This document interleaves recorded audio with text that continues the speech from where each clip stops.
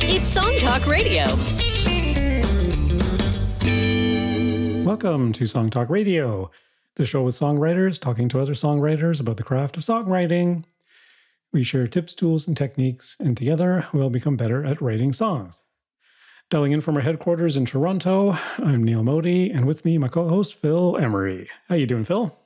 Calling in from St. John's, Newfoundland, and Neil, I'm not good.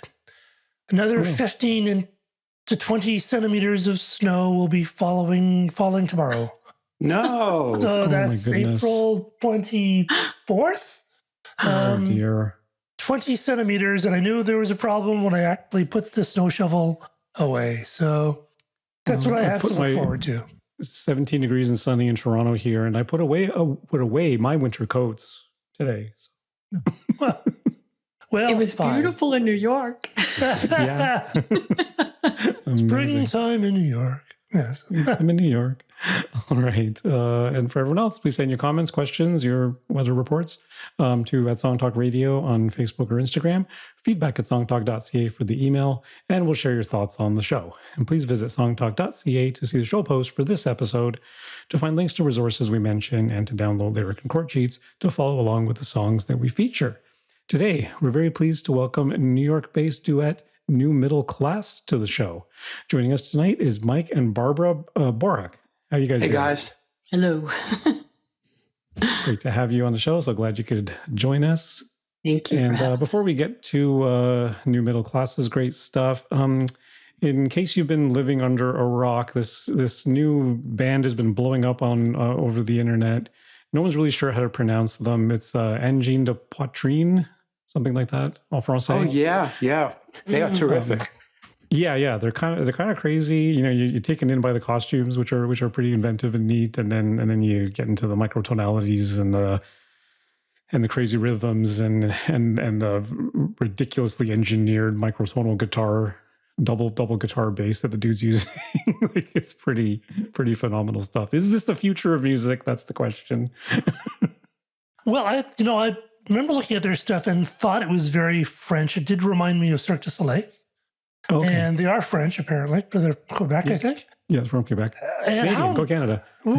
And I'm so pleased that something that is so unusual has gotten so much response from people who are not, math rock nerds. So it's I think the so costumes really provide the way in for a lot of people, but the music is just mind blowing. It is. Yeah, I mean, I wouldn't say it's my cup of tea. I'm not a math rock guy by any stretch, but I did watch the good old David Bennett on YouTube. He did a little not quite a reaction video, but an examination video about the microtonality aspects of their music, and it was pretty interesting what he's saying, because they go microtonality in the horizontal in terms of melodies going up and down through microtones, but in the vertical, i.e. the harmony that they build, the chords that they build are still like major chords, minor chords. There's nothing dissonant about the harmonies. It was an interesting examination. The second thing he pointed out was that they're not making giant leaps in melody. Everything's very kind of small steps here and there, because if they made giant leaps to microtones, it would sound like a really odd and dissonant melody, right? But because they're just going up and beep, beep, beep, beep, just going up and down the microtones, it sounds a little more believable, digestible. I don't know what the wording would be, but it's just easier to get, I guess. It's an important part of aesthetics is that if you're going to do something that's clashing, if everything is clashing, it is just chaos. And if that's what you're going for, that's okay. But if you want something to be digestible, you want some things that are unusual, but some things that are not, so that there's some kind of grounding in stuff that people understand. And if you are pushing the envelope, always try to keep something that's in the now, so people can have something to go off of, and you'll get probably a bit more better response. Even though, and this is from someone who likes a lot of weird music, so it's great stuff. I do have my fair share of weird music, but Yeah, this whole question of simplicity versus complexity, of course, that's something that's kind of consumed my brain last few years over things. But speaking of which, segue time. Just past week, we have dropped our songwriting challenge for 2026, which is to write a traditional country song. And of course the segue part of this is that simplicity versus complexity, because as we discussed on the show with Blair Packham in introducing this challenge, chords tend to be dead simple, 1 4 5, maybe a minor 6. Yeah. Right. So where do you introduce complexity? It's going to be in the lyrics. Right. Is your story compelling? Are the emotional hits really hitting? Those sorts of things. So I think that's going to be the struggle. And don't forget the rhythm. Yeah, and of course the rhythms. Yeah, for sure. But you don't have to write it on a segue. So I know you were mentioning that. So you better watch where you're going if you're. It's true. Those things have staring killed down a at lot of people, If you're staring down at your phone, jotting down lyrics, you're gonna get into a collision. That is actually okay. Go on there. Yeah. Before we get taken off into another tangent, let's get on. All right. So yeah. Check out songtalk.ca, the songwriting challenges page, where we have all the songwriting challenges we've done over the past number of years. And of course, the new one is up there with already a couple of resources. I found a video from a YouTuber, Songs with Spencer, who I've been following for the last little while, and he happened to do one on just how to make those lyrics, hit. With some very simple tools that you can follow, which is kind of a cool little thing and a good way to get started on a challenge like this, I think. So yeah, definitely check out the website, and we will continue to talk about it the next few months, and looking forward to our answers and our listeners' answers in the fall sometime. Awesome. Okay. All right, on to the main event. Mike Borak is a singer-songwriter from New York's Hudson Valley. He and his wife Barbara perform under the name New Middle Class. They've released 5 albums and played venues from local coffee houses to major festivals. They describe their original music as playfully serious, heartfelt, and slightly bent middle-class pop rock. Mike has been a finalist or semifinalist in many top songwriting contests. Honors include first place music to Life Song Contest in Kerrville, Texas, and first place music for Humanity Songwriting Contest. His songs have been included on 6 compilation CDs. The band's new single, Homer, is streaming everywhere with a YouTube video created by Barbara, and their songs and videos can also be found on their website, newmiddleclass.com. Television Sky won first place in folk in the Mid-Atlantic Song Contest and finalist for Adult Contemporary in the UK Songwriting Contest. So before we get to your song, Mike, is it strictly you, Mike, that does the songwriting, or do you guys actually share some of the songwriting? Yeah, no, it's very strictly me. There's one song that I think Barbara has songwriting credit on, but in general, I'm the songwriter. I see. I critique. Okay. Yeah. She tells you what she thinks of them, right? Which is a very important part of the process. Actually, it is, yes. Yeah, it is. It is. Well, that's why we have our meetup group as well, for getting feedback from other people, from strangers, let alone, your wife. Okay. Tonight we'll be talking to Mike and Barbara about their song Television Sky. Be sure to download the lyric sheet on the show post at songtalk.ca to follow along. Let's take a listen.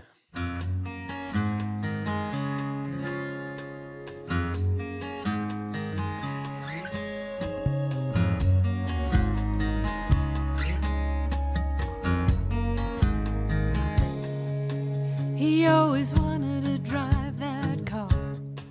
He really wanted to have that girl. But for guys like him, it could only happen in a television world. She always wanted to look that good. She never wanted to be so shy. But she would not resist a small screen kiss under a television sky. A television sky, a technicolor moon. You never have to leave your living room. And on the day you die, actresses will cry in the artificial rain from the television sky.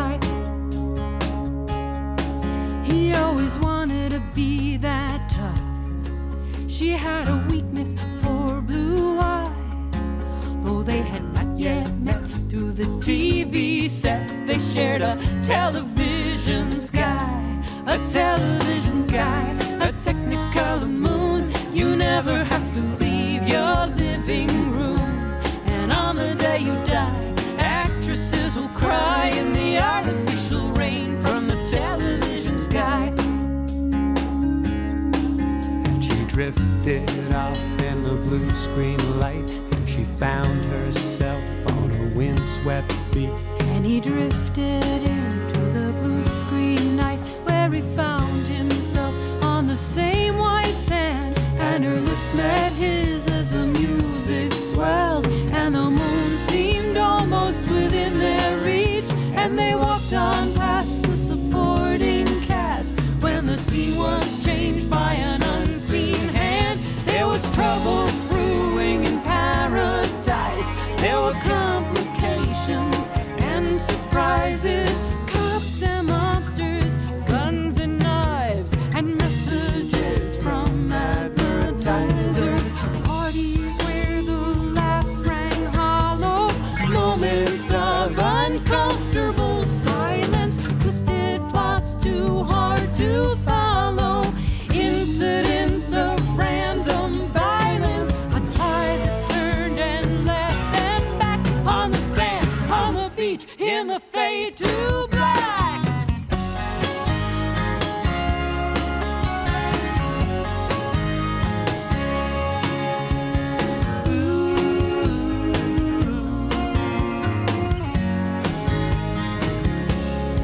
He really wanted to watch that game.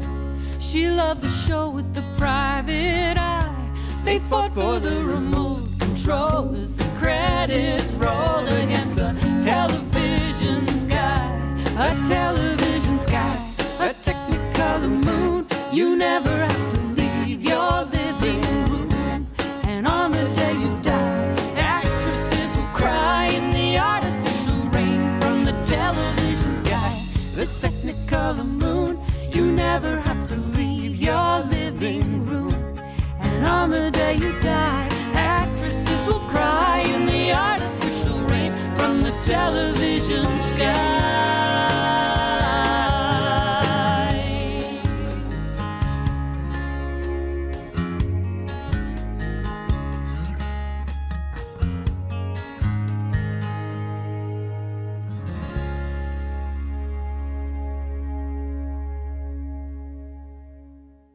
Nice. Yeah. It's interesting. Your verses and your chorus are very tight in terms of your rhyme schemes and your line and syllable count, but your bridge is totally off. Yes, Yeah. the bridge is kind of So- crazy. So Yeah, what was bridge the is thinking super behind weird. that? I'm sorry, what was the question? What was the thinking behind that bridge? Well, it kind of goes back to the entire song structure and what it's about. So just to take a step back, this song is, it's a very artificial song. It's about artifice. It's about it's about the superficiality of television and media in general. And so the general concept, it's kind of different from some of the other songs that we do. Other songs might try to be writing from the heart, really capturing real people and emotions. This song kind of has cliches in it, and that's part of the intention of the song, because the whole television environment is just so full of cliches. So I wanted to have that reflected in the song. And because the structure of the song is, it starts out with the guy and the girl in two separate places watching their own TVs, and then mysteriously they somehow fall into the television set, and then that's kind of where the bridge goes. So suddenly they're in a place where they're in TV land, and things start changing, like the channels change. And every time the channel changes, something else is different. And so I wanted to capture that that feeling of falling into that television world by doing a bridge that changed rhyme scheme, changed rhythm, and definitely changed the chord structure. Yeah. Okay. Yeah, that's a very fine example of pushing the narrative idea and then reflecting it musically, reflecting it in the lyrics, reflecting it in the whole, the way you're doing everything, really. And then that's, we like to refer to that as prosody, where the ideas and the lyrics and the music all line up and follow the sort of thesis of the story, right? Because if they are falling into this thing, you're entering this place where it's kind of it is a surreal environment, right? It's not something that you would expect to see on a daily basis, and then it just sort of drops you in and then gets super weird. Because it feels right. The rest of the verses and choruses are very sing-songy and easy breezy and kind of they're not just sing-song. They rise and they fall. They're it's just a 4-5-1 circling around with little minor thrown in. So it goes up, it goes down, it goes up and goes down, but it doesn't go anywhere else chordally until the bridge. Yeah, very true. Yeah, it's all highly formal in those things. But I love the internal rhymes. Resist, a small screen kiss. The you die, actresses will cry. Like, it's just the quick rhymes and stuff make it super catchy and memorable. Like I would listen to this a few days ago when you sent it to us a couple days ago, and I had it going through my head for the rest of the day for sure. So except for the bridge, I did not have the bridge. The bridge is interesting because every time I've heard the bridge, I've been looking at the lyric sheet. I wonder how this song could be experienced, on Spotify and not quite in the background, but as you're listening without access to the lyric sheet. It's always a strange thing, with us and talking about songs that way, but they're not really meant to be digested this way. They're meant to be digested just in the air, right? Well, for me, the bridge becomes, we're talking TV, they're in their little TV lands, but to me, it becomes cinematic at that point. Like, it just kind of whoosh and goes into this other scene, which that's what it feels like to me. And that's the feeling I get when I'm singing it. It just kind of explodes in the middle into the guitar solo. So is it like do you start off with music, or is this something you wrote the lyrics to and then brought the music in later? How does it work for you? Well, I write in all different ways. This particular song, I'm pretty sure was lyric driven. And again, I remember writing the bridge, and I remember thinking, what the heck am I going to do with this? Because it was a challenge to find ways to convey the changes in the bridge. So you wrote all the lyrics first, and then did the music? Yeah, I think so. It's been a while. This was a song from our first album. Right. Oh, okay. Yeah. It could have been the thing, but you had the intention. It sounds like it was there from the start that the bridge was going to be something like a really strong departure from the rest of the song. For sure. Is that a normal? Do you guys normally write bridges and make them really high contrast?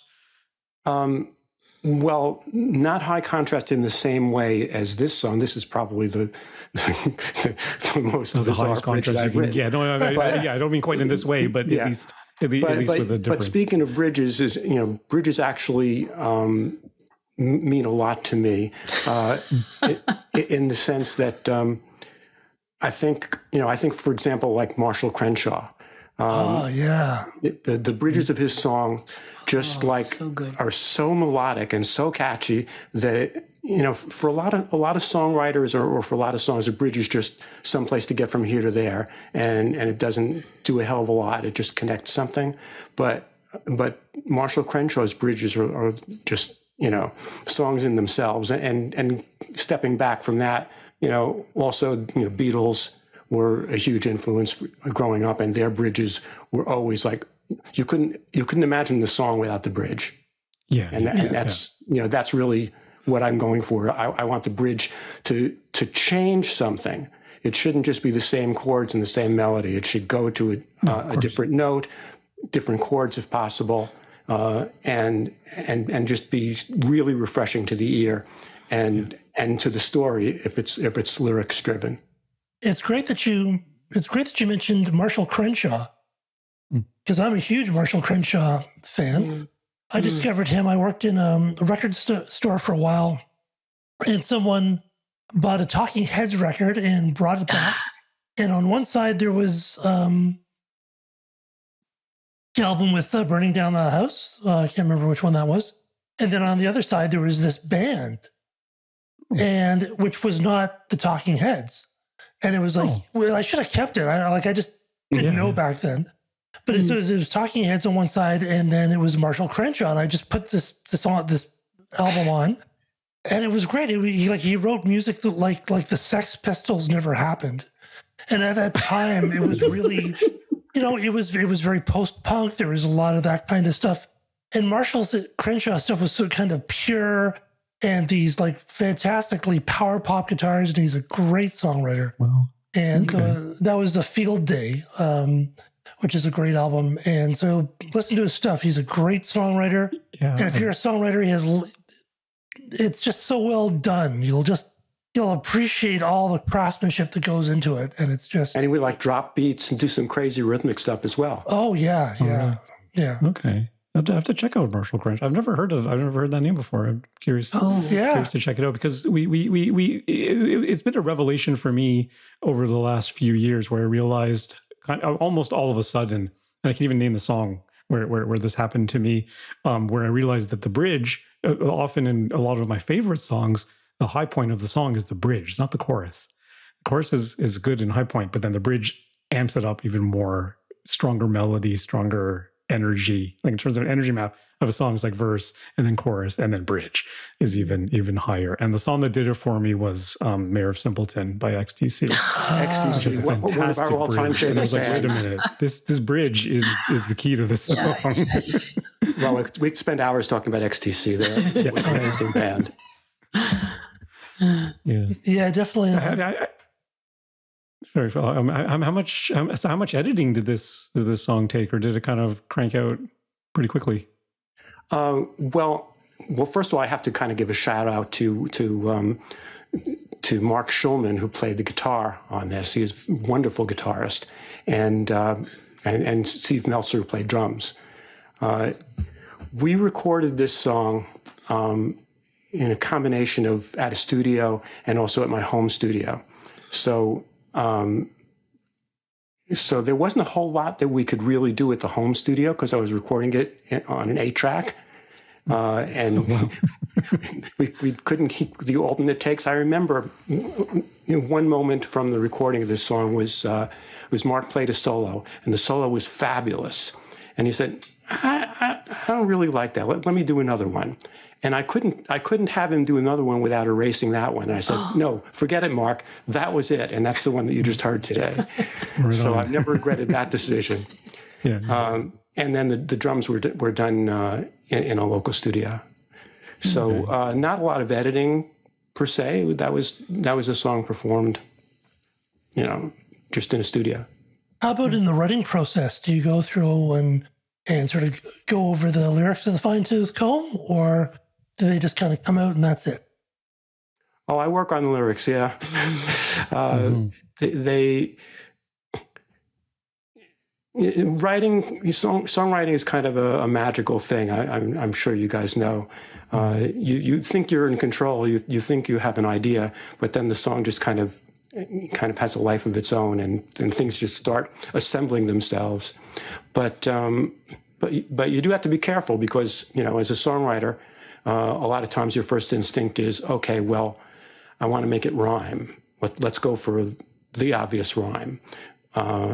And that's not necessarily a good thing to do. So I'm really focused on having the song say exactly what I want it to say.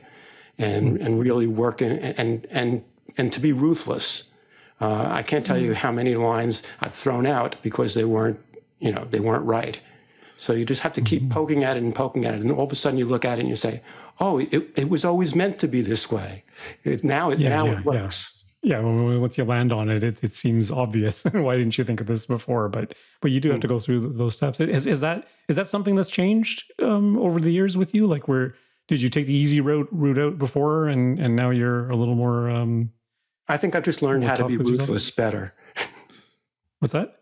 I've learned how to be more ruthless with myself. Right, so you weren't as ruthless in the past. That's right. It was good enough before. Now it's not good enough. I'd have to really keep working at it until it's right. Right on. Yeah. Yeah, that's what you do. Very cool. I appreciate what he writes. The language is like you would speak that language. Like the lyrics have to feel natural, and I appreciate that when I'm trying to sing. Yeah. Yeah, I try to go for natural language and also it's a little bit of a challenge because I do actually like to have those multi-syllable words. so Technicolor. Having multi-syllable words that roll off the tongue and don't sound artificial is another bit of a challenge. But when it works, it works well. Yeah, also, you're writing a couple of 3-syllable words. You're also writing for someone else. When you're writing for your own singing voice is one thing. Trying to write for someone else so that they can sing it and it suits their voice and their delivery is a challenge in itself. Yeah. Our recordings, we both take turns doing lead vocals. So she gets to do all the beautiful and hard to sing songs. Very hard to sing. And I get to do all the really, really negative, challenging songs. Is that a thing, though, when you're writing for your own voice versus writing for Barbara? Do you have different considerations? Is there something you would write for yourself, but you wouldn't write for her, or vice versa? Probably true. If the song really tends to be going to the black side, which a lot of times when I write a song, the approach that I take is, okay, here's the general idea. Now, how can I turn it on its head and write it a different way than anybody else has done it? Let's just take it from the opposite point of view. And so sometimes when it goes too far in that direction, that's definitely a song I'm going to be singing. Yeah, and I can see it. I can see it happening. So if it's happier and bubblier, it tends to be Barbara's. Usually. Usually. That's some Dr. Bones, that's a good one. Yeah. Some interesting songs. Yeah, sometimes I make her sing the challenging ones as well. Yeah. That's always a trick too. Now, does working together on these songs, does it ever provide fodder for disagreement, or does everything go pretty smooth?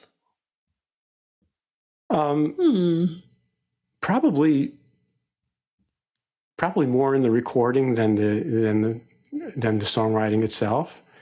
I'll put some instruments on, and Barbara will say, "Oh, too busy," and I'll say, "Oh, but you're not hearing it the way I'm hearing it," and I'm going to edit it anyway later.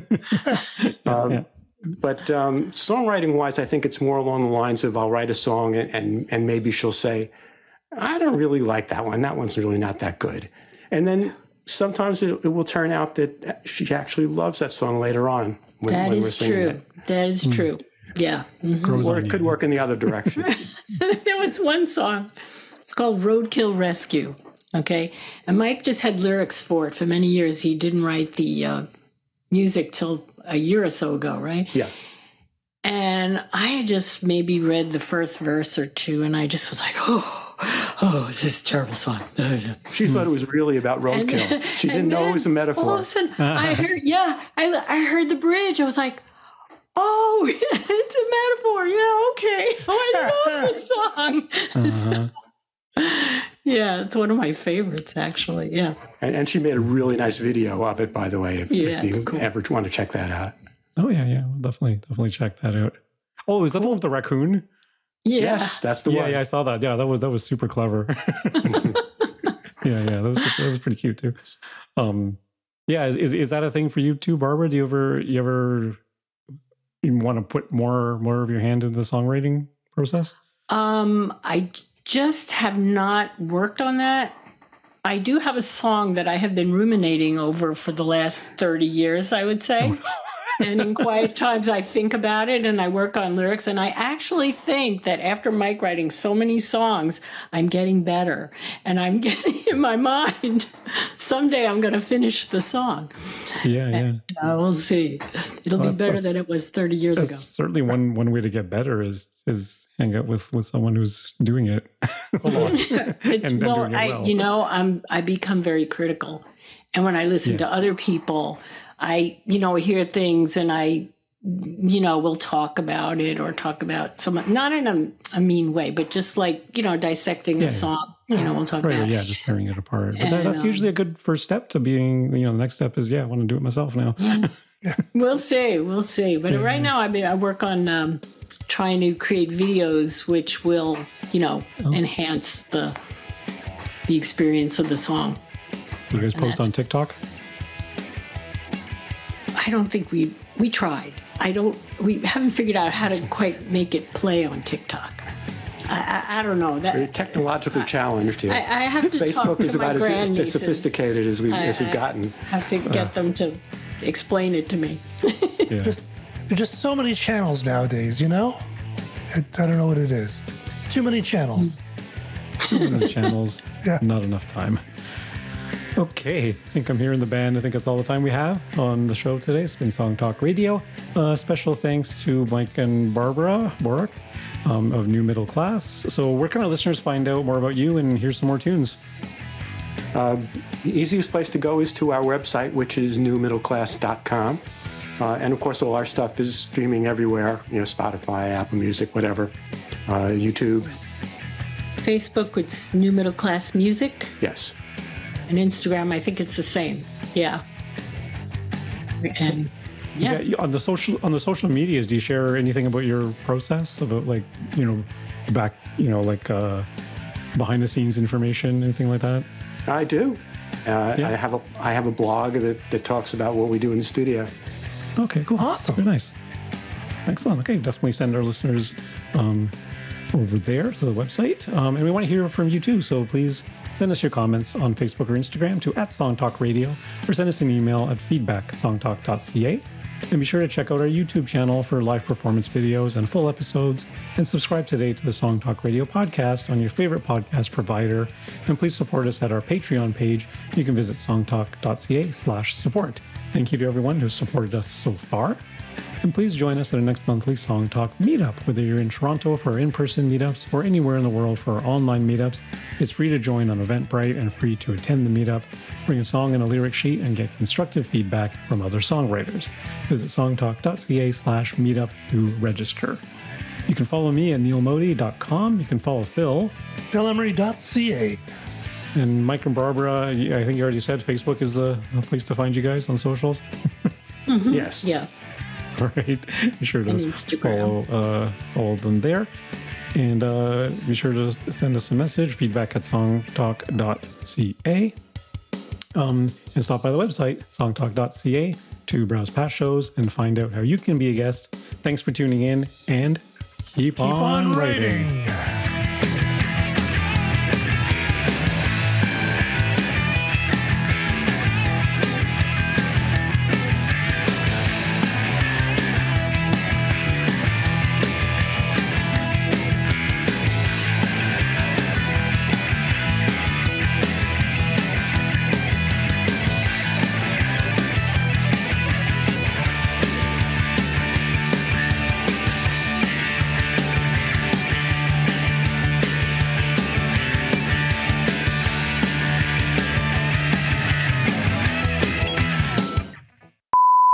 Cool. All right. That's great.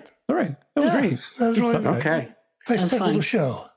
Yeah. Well, you saved me from too much work, because I actually sat down and figured out exactly all the changes that I had done in the bridge of Television Sky, and could talk you through the entire thing. That would probably put you to sleep. But there's a lot of changes. Like, it's not just repeating them.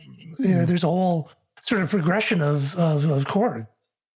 Yeah, there's a lot of fifths and then going down by half steps.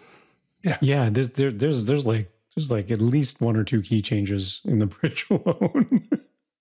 It's kind of I love doing wacky stuff like that. It's a lot of fun, actually. Yeah, You know, can be. sometimes you have to do a lot of stuff to kind of get back to the original key, but it's always good fun. Yeah, man. I'm a big bridge guy as well, so it's usually my favorite part of a song. Oh yeah, I love a good bridge. Well, Neil, you have some Marshall Crenshaw to look forward to. You can send him a copy of Field Day. Yeah. It was so weird because I didn't know what this band was. It was just this kind of really pure pop stuff, and it was so catchy. And I was kind of, what is this? And so I was playing it all the time. Recently, like within the last several months, discovered the Alan Parsons Band. I knew the name, but I didn't know any songs. Kind of flew by me when I was a kid. And it's just like, wow, these guys are really good. Where have you been my whole life? You might want to check out, you're probably familiar with The Eye in the Sky. It was one of their big songs. Yes, of course. Yeah, that was the one that hooked me right off the top. Yeah. Jonathan Brooke has a recording of that, which is really, really good. Oh, yeah? Okay, Nice. cool. I highly recommend that particular version of it. Okay, very cool, because the original version is pretty damn catchy and good. Yeah. I like it. But yeah, there's all these XTC too. I didn't know about back in the day. Only discovered them much later. Oh yeah. All-time favorite. Yeah. And they've gone through, they went through so many changes, from their like almost punk music, the first couple of albums. Yeah. To, to like the, I'm thinking of their last two albums are just like almost orchestral. Yeah. Oh yeah. Getting a little. One of my favorite songs is the Disappointed, because he does a thing where it's a chromatically. I think the bass line walks down chromatically, and he has all these great chords on top of it. I love that. Oh, the bass playing is great. Yeah. I really like Scarecrow People. That's one of my favorite from that album. Yeah, he's great. Okay, don't know that one. Yeah, lots of great songs out there. Well, you're mentioning all the right names. Yeah. It's funny. So it takes us about a week to edit it and get it up. So it'll probably be next Tuesday that it'll go out. So when it comes up, we'll send you an email, and if you could share it amongst your people, that would be really awesome. We'll certainly do that, and I'll get the alternate audio for you if you like that better. Oh, that'd be wonderful. Thank you so much. Yeah, that'd be great. And and let your contemporaries know about us, and if they want to come on the show, then we'd be happy to feature them as well. Sure. We know some really good songwriters. That would be awesome. Yeah, tap into that New York scene. You guys are not in New York City. You guys are outside. You're upstate somewhere, or we're about an hour north of the city. Okay. Cool. Nice. So yeah. Lovely. All right, well, it was great meeting you guys. Thank you so much for giving us this opportunity. Thanks so much. Yeah. Thank you so much. Thanks for coming on. We'll be in touch. Been fun. Good luck with the snow tomorrow. I know. Sorry. Oh well. What are you gonna do? Well, I can. We can drive for 10 minutes and see whales. So Okay. Nice. And now Good trade-off. icebergs. So I can drive for 10 minutes and see more condos. That's true. Not condors, condos. Condos, yes. Oh, great. All right. Thanks so much, everyone. Okay. All right. All right. Bye. Bye bye. See you later.